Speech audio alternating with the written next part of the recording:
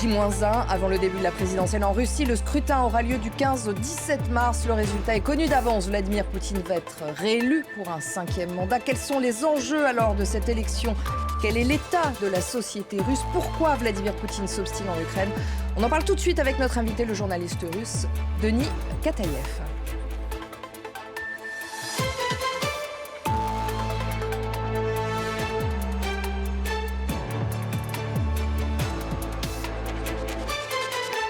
Denis Kataïev, bonjour. Bonjour. Merci d'être avec nous. Vous êtes journaliste pour la chaîne indépendante russe Dojd. Elle a été suspendue le 3 mars 2022 en raison de sa couverture contre l'invasion russe à grande échelle de l'Ukraine. Suite à cela, vous avez décidé de fuir la Russie. Vous vivez désormais en France.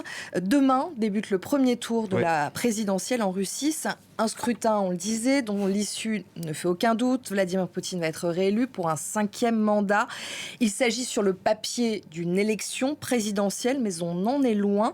Et quel est alors l'enjeu de cette élection? Est-ce que c'est le taux de participation? Oui, les résultats ne seront pas significatifs, il faut comprendre. Et il ne faut pas, n'oubliez pas que les résultats n'auront aucune valeur aujourd'hui. C'est-à-dire que ce qui est intéressant, c'est la campagne qui a été créée par Alexei Navalny, qui a été créée et après par Yulia Navalnaya. C'est la campagne Midi contre Poutine. C'est très intéressant, c'est important. C'est important, bien, parce qu'il y a mais les résultats ne seront pas significatifs. On va voir 80%, 90%, rien changé et aucune valeur. Voilà. Un mot justement, vous évoquiez cet appel qu'a lancé Yulia Navalnaya, la veuve d'Alexei Navalny. Elle demande d'aller voter pour n'importe quel candidat, sauf Poutine, ou d'écrire le nom de son mari qui, je le rappelle, est décédé, Alexei Navalny, qui a été sans doute assassiné, qui est décédé le 16 février à l'âge de 47 ans. En effet, tout le monde dit qu'il a été assassiné par le Kremlin. Le Kremlin continue de le nier. Elle demande de se rendre dans un bureau de vote le même jour, à la même heure, le 17 mars à midi. Est-ce que cet appel, vous le pensez, va être suivi? Je pense que oui, parce que c'est très important. Et on a déjà vu pendant des obsèques d'Alexei Navalny à Moscou, on a déjà vu des milliers de gens qui ont descendu dans les rues. Et c'était une grande manif. C'était une grande manif à Moscou. Est-ce qu'on s'attendait d'ailleurs à voir autant de personnes dans la rue? Oui, parce que je pense que c'est la campagne Midi contre Poutine qui est appelée par Yulia Navalnaya. C'est très important aujourd'hui parce que elle a dit, vous pouvez faire ce que vous voulez. Vous pouvez déchirer des bulletins de vote. Vous pouvez écrire le nom de Navalny sur bulletin de vote. Vous pouvez voter pour quelqu'un d'autre que Poutine. Mais pas une seule voix pour Poutine. Pas une seule voix pour Poutine. Et les gens, vous pensez, encore une fois, vont avoir le courage de le faire? Oui, bien sûr, parce qu'on a déjà vu ça et on va voir. Et je pense que c'est très important parce que c'est un message à la fois au peuple russe et aux Européens. Parce qu'au peuple russe, on est ensemble. C'est un message commun. On est ensemble. Il y a pas mal de gens qui sont contre Poutine, contre le régime de Poutine, contre le Kremlin, et Européens qu'il ne faut pas reconnaître Poutine comme un président légitime. Et c'était aussi appel de Yulia Navalnaya. Il ne faut pas reconnaître M. Poutine comme un président légitime. Il est à la tête d'une mafia. Il est comme parrain d'une mafia. Et ce n'est pas le président. Et si on va voir une foule devant des bureaux de vote, ce sera, je pense, que très important et très impressionnant pour tous, pour des Européens, pour un peuple russe aussi. Parce que vous connaissez qu'il y avait des milliers de gens aux obsèques de Navalny. Des milliers, malgré malgré peur, malgré des répressions, comme ça. Il y a des milliers et des millions de Russes ont regardé en direct. Moi, je travaille à la chaîne indépendante en exil. Dojd. Et TV Rain. Et des millions nous regardaient. Des millions nous avons regardé. Des millions, 20 millions de spectateurs après la mort de Navalny. C'est-à-dire que c'est grande audience. Il faut rappeler quand même, juste pour nos téléspectateurs, que vous travaillez toujours pour la chaîne TV Dojd, qui émet maintenant sur YouTube. Vous aviez fait un appel de fonds avec des collègues. Oui. Et depuis, donc vous me disiez, plus de 4 millions de téléspectateurs. Et depuis la mort d'Alexeï Navalny, vous êtes à plus de 20 millions. Après 2 semaines... Combien de pourcents de Russes vous regardent? Oui. Vous avez donc l'impression que l'opposition russe, notamment, et les Russes qui sont contre Vladimir Poutine, oui. Eh bien, sont bien toujours présents en Russie? Pas mal de gens, oui. Pas mal de gens qui sont contre la guerre, qui sont contre le régime poutinien, qui sont contre les méthodes du travail du régime poutinien, c'est-à-dire qu'il y a 20 millions de spectateurs qui nous regardent chaque jour.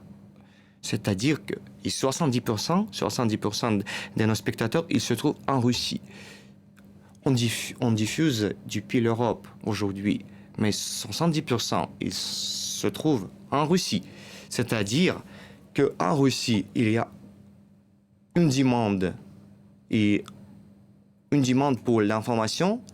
Et pour une information sans fake news aussi. Oui, sans fake news, sans la propagande, parce que la propagande est très forte aujourd'hui. Vous avez regardé, je pense, l'interview de Poutine avec un grand propagandiste. Bien sûr, oui. Puis il a ressorti l'arme nucléaire. Oui. On va partir tout de suite en Ukraine, rejoindre notre correspondant Gulliver Krag, puisque l'élection présidentielle a commencé dans les territoires occupés par la Russie en Ukraine, dans certaines régions de Zaporijjia, Kherson, Donetsk, Louhansk, eh bien, le scrutin avait débuté avant le 6 mars. Gulliver, est-ce que vous avez des informations sur le déroulé de ce scrutin qui va se poursuivre et quelle est d'ailleurs la réaction de Kiev ? Alors, bien sûr, Kiev dénonce un vote absolument illégal qui ne doit pas être reconnu. L'occupation est illégale, évidemment. En plus de la Crimée annexée en 2014, il y a ces 4 régions d'Ukraine que la Russie prétend avoir annexées en septembre 2022. Seulement la région de Louhansk est presque entièrement occupée par les forces russes. En ce moment, les régions de Donetsk, Zaporijjia et Kherson sont occupées seulement en partie. Là, le vote a commencé fin février et visiblement il y a une grande opération d'encouragement des gens, si on peut l'appeler comme ça, pour avoir le taux de participation le plus élevé possible. Les gens ne sont pas obligés de se rendre au bureau de vote pour participer au scrutin. En fait, des officiels électoraux font du porte-à-porte, vont chez les habitants pour qu'ils votent chez eux.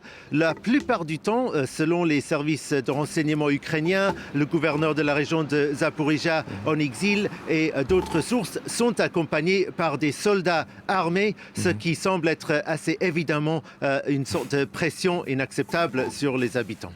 Gulliver, est-ce qu'il y a des actes de résistance sur place ? Oui, la Russie, bien sûr, avec ce taux de participation qu'elle espère avoir, veut donner l'impression qu'en fait, les habitants acceptent l'occupation. En réalité, il est impossible de savoir quel pourcentage des gens dans ces territoires acceptent l'occupation ou sont pour l'Ukraine. Mais en tout cas, il y a, depuis le début de l'occupation, de la résistance, y compris armée. Le 27 février, le moment où le vote anticipé a commencé dans la partie occupée de la région de Kherson, il y a eu 2 explosions dans la ville de Nova Kakhovka, près d'un bureau de vote et près des bureaux du parti de Vladimir Poutine, Russie Unie. Donc il y a ces actes de violence aussi. Au moins une officielle qui gérait un bureau de vote a été tuée. Je ne sais pas s'il y en a plus. C'est selon les autorités ukrainiennes en exil qu'on a ces informations. Mais leur consigne aux habitants, ce n'est pas de résister violemment, c'est de boycotter le vote et de dénoncer les collaborateurs. Il y a des chatbots qui ont été mis en place sur sur Telegram pour justement dénoncer les collaborateurs et aussi des instructions sur comment boycotter le vote tout en sauvegardant sa sécurité. L'Ukraine espère pouvoir poursuivre les collaborateurs qui auront aidé à l'organisation du scrutin en justice une fois ces territoires libérés. Merci Gulliver, vous étiez en direct de Kiev. Denis Kataïev, aussi une réaction peut-être à ce qui a été dit par Gulliver Krag sur ces élections qui ont lieu en ce moment dans les territoires occupés par la Russie en Ukraine. C'est très important parce qu'il oblige les gens de voter sous les menaces. Il oblige des gens de voter sous les menaces et c'est très important. C'est pourquoi moi-même, personnellement, je ne veux pas voter aux ces élections, pseudo-élections.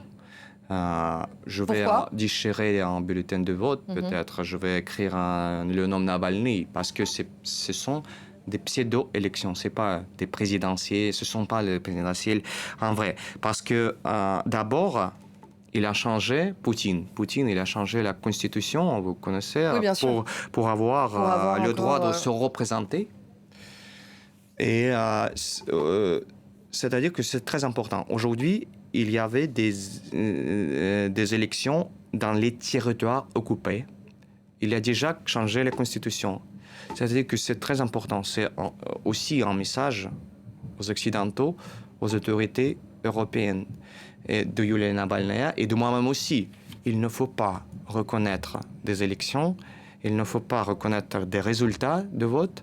Il ne faut pas reconnaître M. Poutine comme un président après. Oui, et c'est très important parce que il y avait des élections dans les territoires occupés. Oui, bien sûr. Impossible. C'est impossible. C'est pourquoi vous connaissez peut-être M. Nadezhdin qui était dans les campagnes avant. Et tout le monde a dit que c'est l'espoir pour la Russie. Non, c'est pas l'espoir parce que il a participé à la campagne, pseudo-campagne. Déjà. Mais vous, en tant que journaliste exilé en Russie aujourd'hui, est-ce que vous gardez l'espoir qu'un jour la Russie sera libre, que les Russes seront libres ? Est-ce que vous pensez que Poutine ne va pas continuer à museler comme il le fait déjà et à empêcher ? On a vu Alexei Navalny, on a vu Leonid Volkov qui vient d'être agressé très violemment. Et c'est un signal pour nous tous. Ancien bras droit d'Alexei Navalny. Est-ce que vous-même, vous y croyez toujours ? Est-ce que vous avez peur, vous également, pour votre vie ? Non, je n'ai pas peur parce que, après la mort d'Alexei Navalny, on a eu un moment de désespoir, bien sûr, évidemment.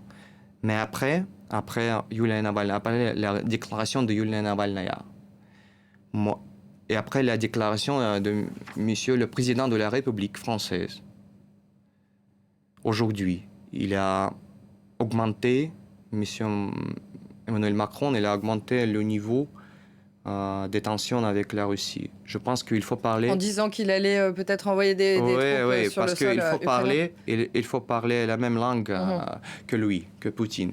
Et aujourd'hui... Un dernier mot très rapidement, parce que malheureusement, il faut j'ai qu'on un l'antenne. espoir aujourd'hui, après Yulia Navalnaya, qui a déclaré sa volonté d'aller jusqu'à bout.